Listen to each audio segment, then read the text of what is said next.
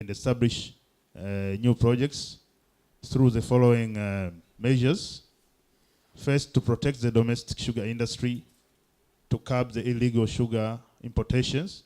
As the chairman underscored in the opening remarks, it caused substantive consequences to the industry. So we are now on a drawing board for the bulk sugar importation modalities and also for strategies to develop smallholder cane growers. Yeah, this is the sugar importation data for current year. And for GAP sugar, 100,000 tons was approved to be imported between March and end of May at a duty rate of 50% and 18% VAT. To date, of course, all of the conditions were there, and licenses were issued to 25 companies, including 3 millers and 22 producers, traders, to import 88,940 metric tons. As of 30th April, about 11,660 metric tons that was localized was already in the market, and 23,775 metric tons was already imported, while 51,799 metric tons was already sourced from the world market. For industrial sugar, approved quantity was 182,000 metric tons.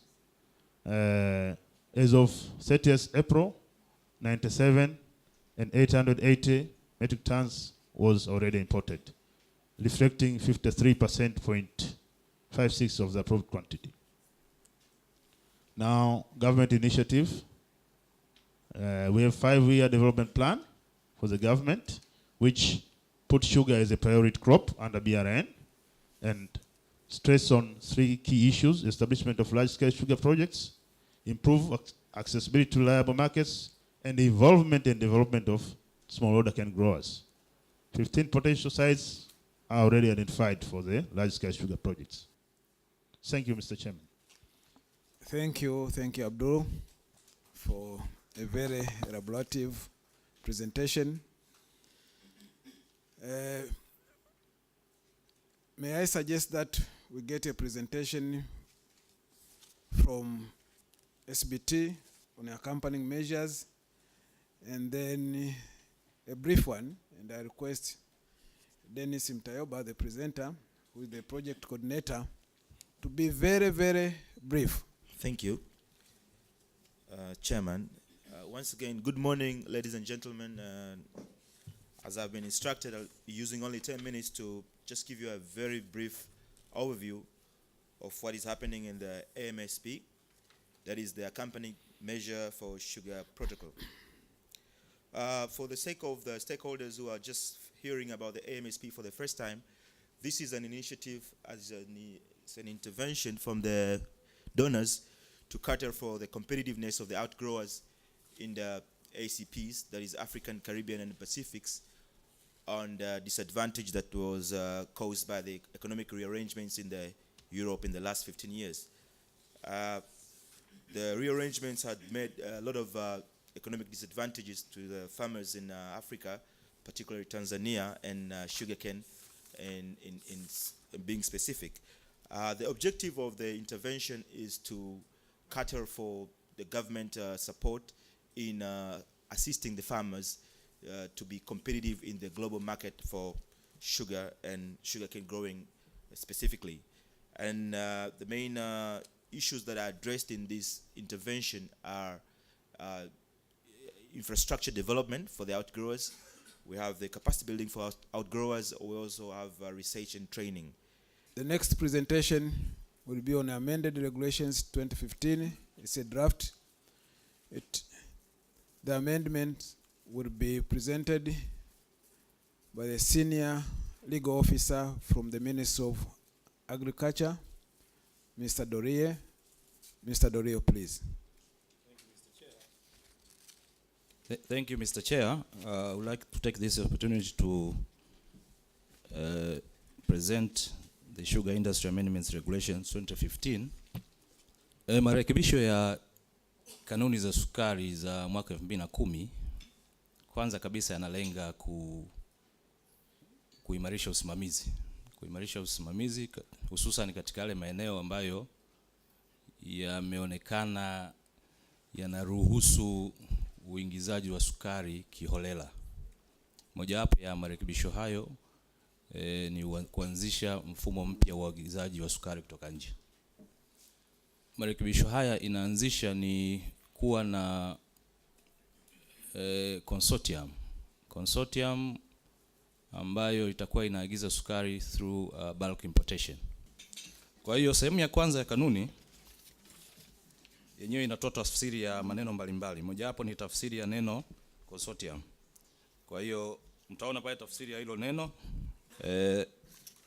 Kanuni ya 3 yenyewe inazungumzia formation of growers association of commercial nature. Kwa hiyo inaweka utaratibu wa control mushrooming outgrowers associations organization. Kanuni ya 4, katika kanuni ya 4 tuna introduce kanuni ya 36A and 36B ambayo yenyewe inahitaji ushahidi, requirement to provide evidence of record of sugar purchased and provide for punishment thereof in case of breach of this regulation. Regulation 36B ambayo nayo ni mpya, ina regulate sugar repackaging. Regulation 5 ina amend principal regulation ambapo katika regulation 53 by adding sub-regulation 3 and 4. Hapa ina introduce swala la bulk procurement kwa mara ya kwanza katika kanuni. Kwa hiyo utaratibu utakaokuwa unatumika sasa ni huwa bulk procurement kupitia consortium, na Sugar Board is mandated to prepare guidelines which will ensure operationalization of this new mode of importation of sugar. Also, we have introduced regulation 53A and 53B, which provides for the functions of technical committee on sugar importation, of which you'll note that even the composition of this committee has changed to an executive one. The committee is given additional power through kupitia hizi marekebisho. Moja yako listed pale: obtaining information from commissioner, including obtaining information from commissioner of customs, to summon any person or entity involved in sugar business, power to inspect, to issue guidelines as to persons eligible to become sugar distributors.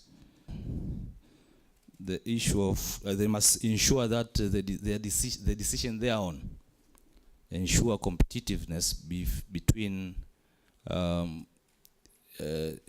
sugar produced inside the country and the one that will be imported. Also, they must ensure that their decision creates conducive environment for the growth of domestic sugar production. Those are the areas, but as I've just said, the idea behind is to have more grip, or to tighten the bolts and nuts on the illegal importation of sugar. Mr. Chair, having said that, I should end here and say thank you very much for giving me this opportunity. Thank you, Mr. Dorie, from the Ministry of Agriculture, Food Security and Cooperatives. May I invite the CEO, Street, and may I request Matthew to be very, very brief. Thank you, Chair. I'll digress a little because I'll make up time. Chairman, the Public Corporations Act 1992, which started off the privatization in Tanzania, which was amended before implementation, brought about the Presidential Parastatal Reform Sector Commission also, of which you were a top manager. The NDC Group, National Development Group, had about 17 companies, and the DG now, then was senior counsel and lead counsel. He oversaw the privatization of many of those companies in a very short span of time. One of those companies which was privatized was mine. I was making electrical cables then, profitable. But within a period of 2 to 3 years, everything was privatized. By the same token, the sugar companies beginning 1998 to 2001, all the companies were privatized. You are talking of companies with a gross turnover of excess of 300 billion Tanzania shillings. I think at current market prices, maybe at the consumer end, it looks like more like 600 billion. Chairman, Street is going to have a turnover of about 2 billion. 2 billion. I'm just saying that in order to put things in context. And what we are talking about here is privatization of research and training in the sugar industry in order to form Street, which will carry forward the research and training on behalf of the sugar stakeholders. In 2007, we undertook a study for Street. It was done under the accompanying measures, in which it was agreed that, yes, Street was required, 2 institutions, 1 research, 1 training in the same industry. The sugar industry was not viable. It was too expensive on the stakeholders. The ministry supervised the forum which adopted the study. In 2009, SIDTF, the fund, was launched by the minister. And in the same year, the act was amended, the Sugar Act was amended, Crop Laws Amendment Act 2009, in order to recognize the fact that shared functions, which include research and training, extension, etc., will now no longer be a co-activity of the board, but will be hived off to stakeholders, to the producers, farmers, etc., in order to be conducted more efficiently. The fund started operating. In 2011, Street was launched as the ultimate vehicle now to carry through the research and training.